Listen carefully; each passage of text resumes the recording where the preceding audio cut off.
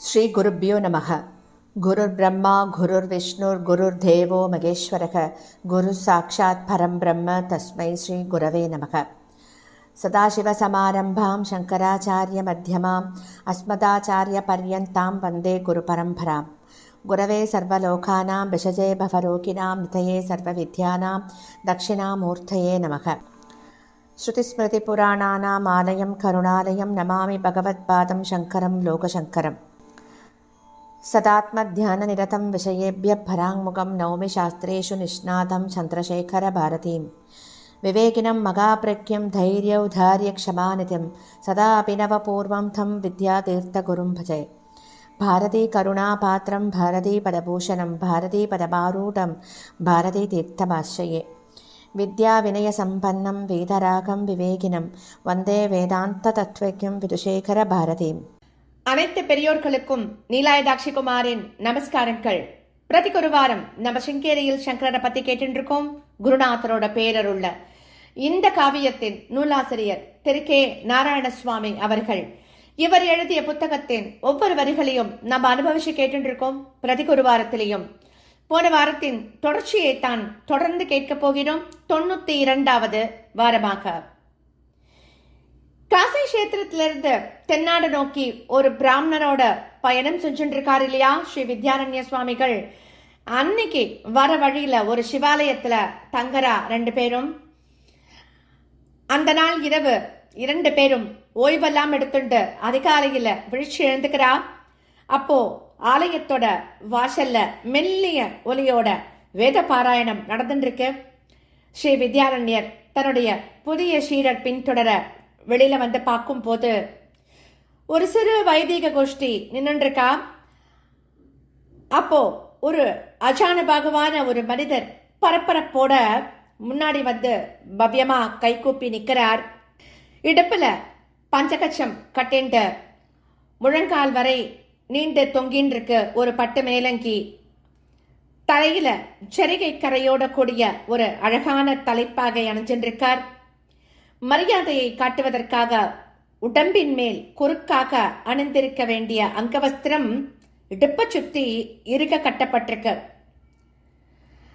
அவர் சொல்றார், தங்களால் அனுக்கிரகிக்கப்பட்ட விஜயநகர சாம்ராஜ்யாதிபதியும் ஸ்ரீ விரூபாட்சேஸ்வரரின் பக்தருமான ஸ்ரீ புக்க மகராஜருடைய பிரதிநிதியாக நான் அனுப்பப்பட்டிருக்கேன்.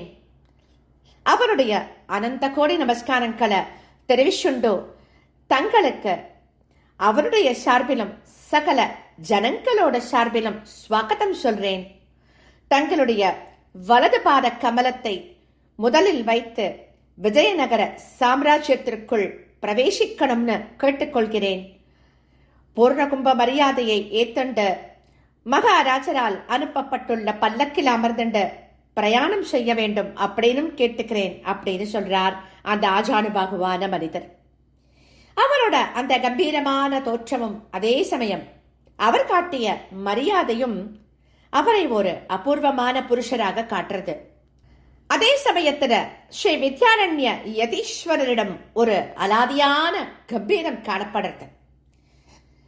வித்யாரண்ய சுவாமிகள் கேட்கிறார் அவர்கிட்ட, தங்களுடைய பெயர் என்ன? அரசாங்கத்துல ஓர் உயர்ந்த அதிகாரியாக இருப்பீர்கள் தாங்கள் அப்படின்னு நான் ஊகிக்கிறேன் அப்படின்னு சொல்றார்.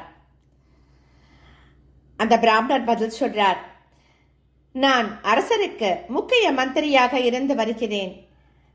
தங்களுடைய சன்னதியில் என்னுடைய பெயரை உறக்க உச்சரிப்பது முறையாகாது அப்படின்னு சொல்றார் அவர். அந்த பதில கேட்டதும் ஸ்ரீ வித்யாரண்யரோட முகத்துல ஒரு புன்னகை தவழர்ந்து. உடனே அவர் கேட்கிறார், ஓஹோ, நீங்கள்தான் மிகவும் பிரசித்தி அடைந்துள்ள மாதவ மந்திரியோ அப்படின்னு மகிழ்ச்சியோட கேட்கிறார் அவர். நீங்கள் தான் அந்த பிரசித்தி பெற்ற மாதவ மந்திரியோ அப்படின்னு ஸ்ரீ வித்யாரண்யர் தன்னுடைய மதுரமான குரல்ல கேட்ட போது மாதவ மந்திரி உடனே பதில் சொல்லல. முதலாக ஸ்ரீ வித்யாரண்ய சுவாமிகளை தரிசித்திருந்த அந்த வேளையில அவருடைய உள்ளத்துல உதித்த எண்ணங்கள் அப்படிங்கிறது நிறைய இருக்கு. அவருடைய மன்னர் அனுதினமும் ஆணு கணமும் யார நினைச்சு மனசுல போற்றி வருகிறாரோ அந்த மகா புருஷரை தரிசனம் பண்ணிட்டு பிரமிப்போடு நின்றிருக்கார் அவர். வேதங்களுக்கு பாஷ்யம் எழுதியுள்ளவர் இவர்தானோ? உபனிஷத் வசனங்களுக்கு விரிவுரை எழுதி கொண்டிருப்பவரும் இவர்தானோ? தாது விருத்தி அப்படிங்கிற நூலின் ஆசிரியரும் இவர்தானோ?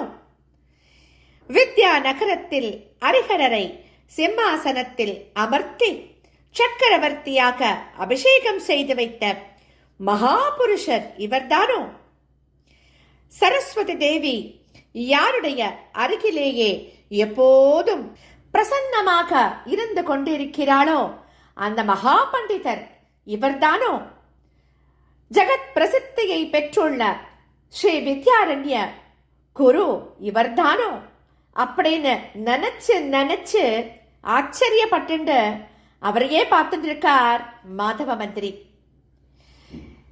இப்படிப்பட்ட தெய்வாம்சமுள்ள புண்ணிய புருஷருக்கு ஸ்வாகதம் அளித்து அழைத்து செல்லும் பாக்கியம் இன்னைக்கு எனக்கு கிடைச்சிருக்கு இல்லையா அப்படின்னு மனசுல மகிழ்ச்சியும் பெருமிதமும் பொங்க 2 கைகளையும் கூப்பிண்டு நின்னுட்டே இருக்கார் அவர். மாதவ அமாத்திய அக்கர கன்னியரே, இந்த தேசமும் ஊரும் நம்முடையதுதான். ஆகையால் நாம் இதற்குள் வருவதற்கு எவ்வளவு ஆடம்பரமான ஸ்வாகதம் தேவையில்லை. தரதல வாசம் கரதல பிக்ஷை அப்படிங்கிற சந்நியாச தர்மத்தை மேற்கொண்டவர்கள் நாம். அப்படி இருந்தாலும் ராஜதானியிலிருந்து எவ்வளவு தூரம் பிரயாணம் செய்து வந்து எங்களை எதிர்கொண்டு அழைத்ததை விஜயநகர ராஜ்யத்தின் அந்தஸ்திற்கு ஏற்ற காரியத்தை தாங்கள் செய்துள்ளீர்கள் என்று நினைத்து சந்தோஷப்படுகிறோம் அப்படின்னு சொல்றா ஆச்சாரியாள். அந்த வச்சன காம்பீரியம் மிகவும் அலாதியாக இருந்தத மாதவ மந்திரி கண்டுகொண்டு அனுபவிச்சுண்டு மெய் சிலிர்த்து போயிட்டார். உடனே தம்ம சுதாரிச்சுண்டு முன்னாடி வந்து பேசுறார். பகவன் தங்களுடைய ஸ்நான அனுஷ்டானங்களுக்கும் ஜபதபங்களுக்கும் எந்தவித இடையூறுகளும் கால தாமதங்களும் ஏற்படாமல் பிரயாண கிரமத்தை அமைச்சுண்டு தங்களை அழைத்து வர வேண்டும் என்று புக்க மகாராஜா உத்தரவு போட்டிருக்கார். இப்போது தாங்கள் பல்லக்கில் ஏறியமர்ந்தால் சூரியோதயம் பூர்ணமாக ஆகும் சமயத்துல துங்கபத்ராவும் கிருஷ்ணவேணியும் சங்கமம் ஆகும் இடத்தை அடைஞ்சுடலாம். அது ஸ்நானத்திற்கு மிகவும் சௌகரியமாக இருக்கும். சுத்தமான ஸ்படிகமான நீர் ஓடிக்கொண்டிருக்கு. அங்கே தாங்கள் ஸ்நானத்தையும் அனுஷ்டானங்களையும் செய்து கொள்ளலாம். பிறகு துங்கபத்ராவின் தென்கரையாகவே பிரயாணம் செய்தால் இன்னும் 4 நாட்களில் ராஜதானியை அடைஞ்சுடுவோம். தங்களுடைய பல்லக்கை மாற்றி மாற்றி தூக்கி செல்வதற்காக பலசாலிகளான போயிகள் ஆங்காங்கே தயாராக இருப்பார்கள் அப்படின்னு விஞ்ஞாபனம் பண்ணிக்கிறார்.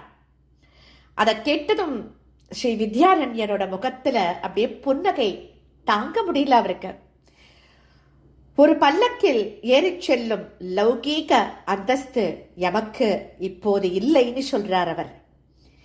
நீங்கள் பிரதான மந்திரி, உங்களுக்காக எவ்வளவோ ராஜாங்க அலுவல்கள்லாம் காத்துருக்கலாம். ஆகையால் நீங்கள் உங்களுடைய பரிவாரத்தோட முன்பாகவே சென்று விடுங்கோ. நாங்கள் நம் சிஷ்யர்களுடன் வந்து சேருவோம். ராஜதானியின் படக்கு வாயிலில் நாம் மீண்டும் சந்திக்கலாம். அரசருக்கு எங்களுடைய மனமார்ந்த ஆசைகள் அப்படின்னு சொல்றார் ஆச்சாரியால். அவருடைய வாக்கில் வசீகரமான மாதுரியம் இருக்கு, அதனுடன் கண்டிப்பும் இருக்கா. ஆகையால் மாதவ மந்திரியால அந்த விஷயம் பற்றி மேல எதுவுமே பேச முடியல. நான் தங்களை பின்பற்றி அந்த நரிசங்கமம் வரை மட்டும் நடந்து வருகிறேன். என்னை தங்களுடைய பக்தனாக அங்கீகாரம் பண்ணி இதற்கு தாங்கள் அனுமதிக்க வேண்டும் அப்படின்னு பிரார்த்தனை பண்ணிக்கிறார் மாதவ மந்திரி. ஆகட்டும், அப்படியே செய்யலாம். ஆனால் சங்கமத்தை அடைந்ததும் காலதாமதமாகாமல் உடனே உங்களுடைய அசுவ வாகனத்துல நீங்கள் ஏறி சென்று விட வேண்டும், சரியா? அப்படின்னு சொல்லிட்டு ஸ்ரீ வித்யாரண்யர் வேகமாக நடக்க ஆரம்பிச்சுட்டார். தம்முடைய உத்தியோக உடையில் இருந்த மாதவ மந்திரி ஓட்டமும் நடையுமாக அந்த வேகத்திற்கு ஈடு கொடுத்து செல்ல குருவின் பாத யாத்திரை தொடர்ந்து நடக்கிறது. ஸ்ரீ வித்யாரண்யர் கேட்க கேட்க மாதவர் பதில்களை அளிச்சுட்டே இருக்கார். அந்த பிரயாணத்துல இருவரின் மனங்களும் ஒன்றுபட்டது அப்படின்னு தான் சொல்லணும். நரிசங்கமத்திற்கு அவர்கள் வந்து சேர்ந்த போது சூரிய பகவான் நன்றாகவே வானத்துக்கு மேல எழுந்திருக்கார். சைத்திர மாதம் பிறந்து வசந்த ருது தொடங்கி இருக்கு. காலை பொழுதே கொஞ்சம் உஷ்ணமா தான் இருக்கு.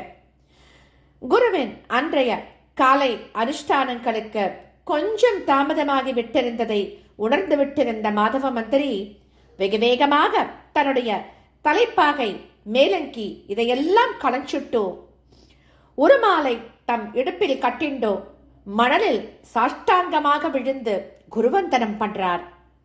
அதை அங்கீகரித்த ஸ்ரீ வித்யாரண்ய சுவாமிகள், மாதவரே, இந்த க்ஷணத்தில் உங்கள் மனதில் தோன்றியுள்ள விருப்பம் என்ன அப்படின்னு கேட்கிறார். மாதவர் உடனே பதில் கொடுக்கிறார். ஹே குரு, உடனே இந்த மாதிரி பதவியை துறந்துவிட்டு தங்களுக்கு அருகிலேயே இருந்து கொண்டு பணிவிடை செய்ய வேண்டும், இதுவே இப்போது என் விருப்பம் அப்படின்னு சொல்றார். ஆச்சாரியால் சொல்றா, ராஜ சேவையை தொடர்ந்து செஞ்சுட்டு வாருங்கோ, இப்போதைக்கு அது அவசியமா இருக்கு. ஸ்ரீ விருபாட்சரின் அனுக்கிரகம் உங்களுக்கு எப்போதும் இருக்கட்டும் அப்படின்னு அவர் சொல்லிட்டு நதியில் இறங்குறார்.